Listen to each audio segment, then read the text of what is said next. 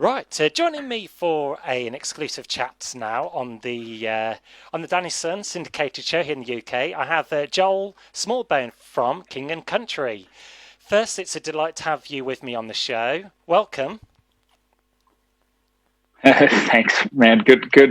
From across the pond. Good to be with you. And I detect an Australian accent there. Did you originally come from Australia but moved to Nashville? How did that transition come about? Well, it's funny because literally this happened 2 days ago. People always presume that I'm actually um, English.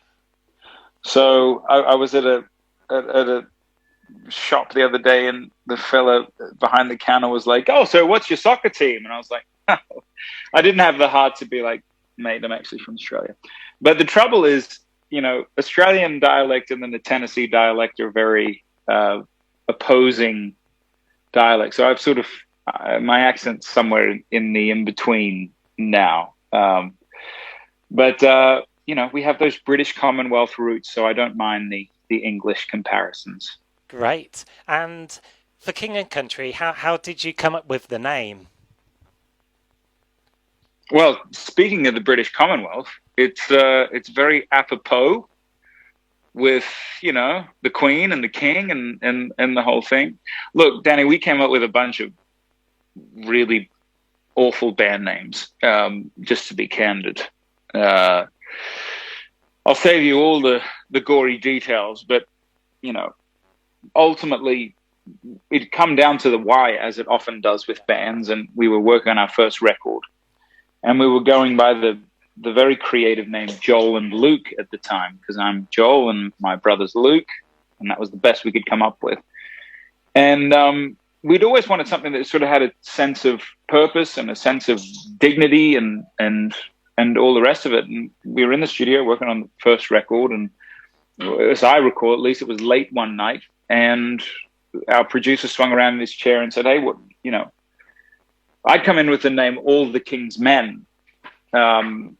And he swung around in his chair and said, "Remember that phrase for king and country, that old kind of British mantra?" And it's so funny, man, because if you know how if you buy like a VW, all of a sudden you notice VWs everywhere. It's like now every time the new Lion King live action, Zazu's like "for king and country," we've been going through Downton Abbey, my wife and I, and that chronicles through the war, and obviously oh, we're doing this for king and country. It's like, well, there it is. Our band name just sort of pops up here and there. So you explained kind of the background of how you come up with your name, and also how has your faith helped you with being in the music industry and the public eye as well? Mm. Well, and that's a good question, because there's really a dual meaning with the name. It's that we liked the sense of mission in it, but part of that was for king and country, for God and for the people. That was the whole design and the reason for doing music. And I'd say, Danny, it's been a faith has been a guide for us. We write all sorts of songs about our wives, or songs about life or loss or God and everything in between. But it's all kind of looked through the lens of faith and what it means to be a man of faith. And particularly, I think, through the time of a pandemic, I think faith for all of us has taken on a whole new meaning. People haven't known where to turn, and so it's been good to even create and write with that kind of renewed sense of faith during this time. Thank you, and it's really refreshing to see your faith in your music, kind of appeal to the youngsters as well. To the what? Excuse me. To the youngsters as well, to the young people. Mm, yeah. The youngsters, yeah. Um, it's a beautiful thing when your music can cross generations.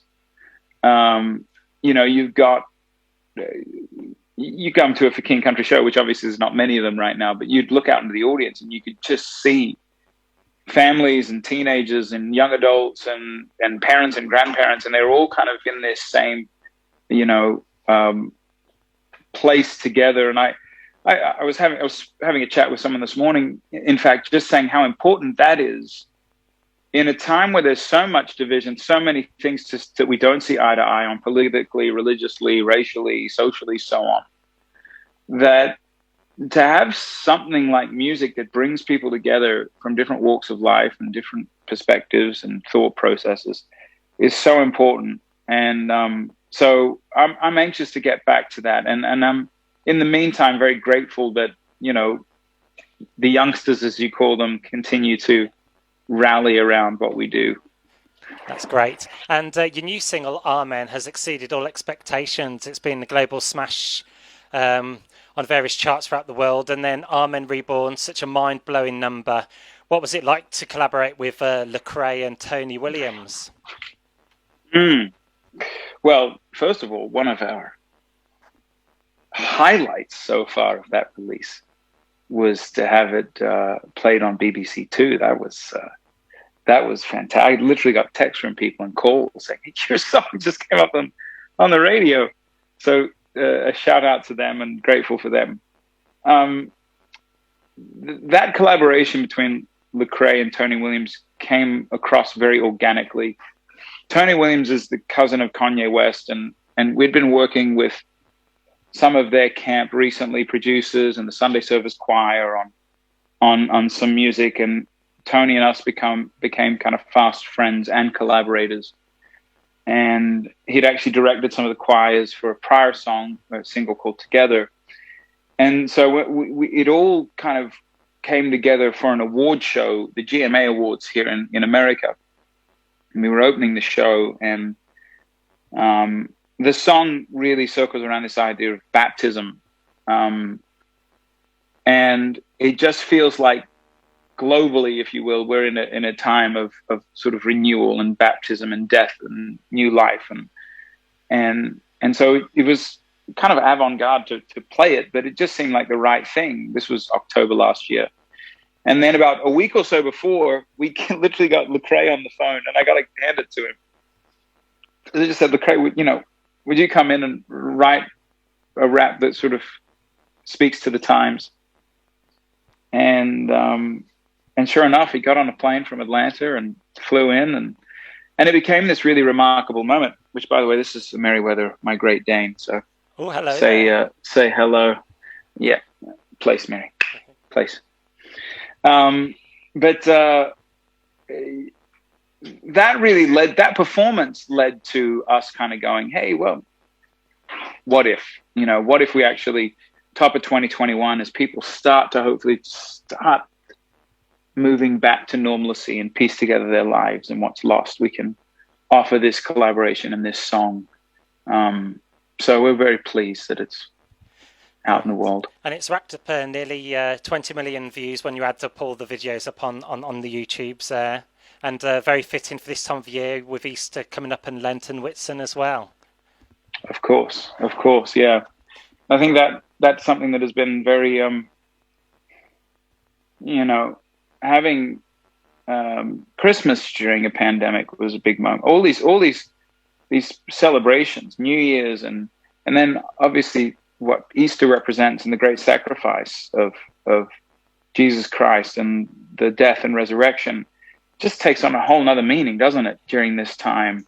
And so that's that kind of symbolism once again of rebirth, of death, and then new life during this time is it seems timely. I don't think we engineered it that way. That's just the grace of God that it sort of falls during this very important celebration during the year. And a couple more questions for you now. I just wanted to read some comments from one of your followers, your fans. We have Estefania from Colombia. She says there are no artists or bands or songs that have helped me and touched me in the way that For King and Country has.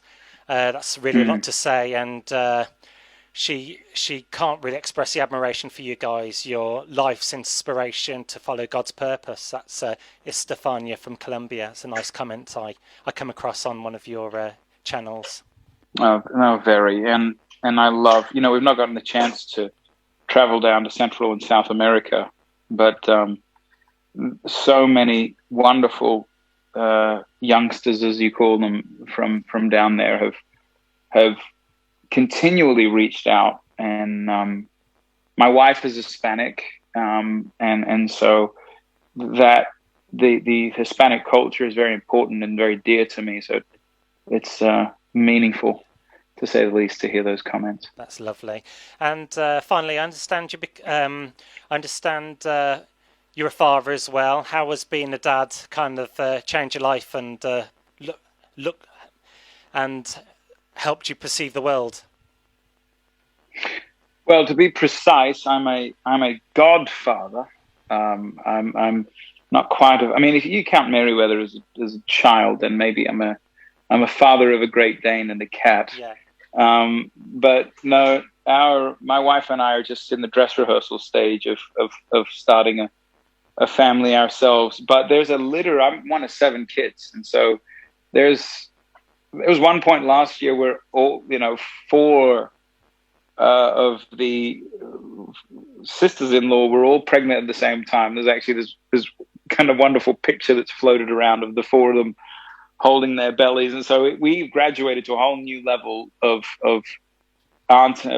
We call it the funkle and maybe the fanti. I don't know what you'd call the auntie, but and then we're godparents 4 times over. So we just as of 2 months ago, Luke and Courtney, who I'm in the band with Luke, they gave birth to their 4th child, Evie, and she's doing very well. The first daughter in their family, so 3 boys and then a girl, and they've had a lot of related with their children.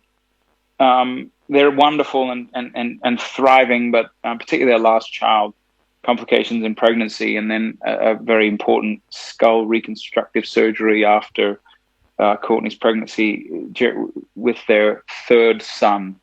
And he is a hero. He's marvelous. But they're very thrilled to be out of the woods, Lord willing, of a lot of those complications. So. Well, that's beautiful speaking with you today, Joel Smallbone for King and Country, with me, Dennison, on the UK radio stations. It's been an honour to have you on. Absolutely. Well, thank you, Danny, and keep up the great work, and hopefully we can make plans to come over and visit you in person sometime soon. We look forward with a little to that. quarantining and whatnot. Yeah. Lovely.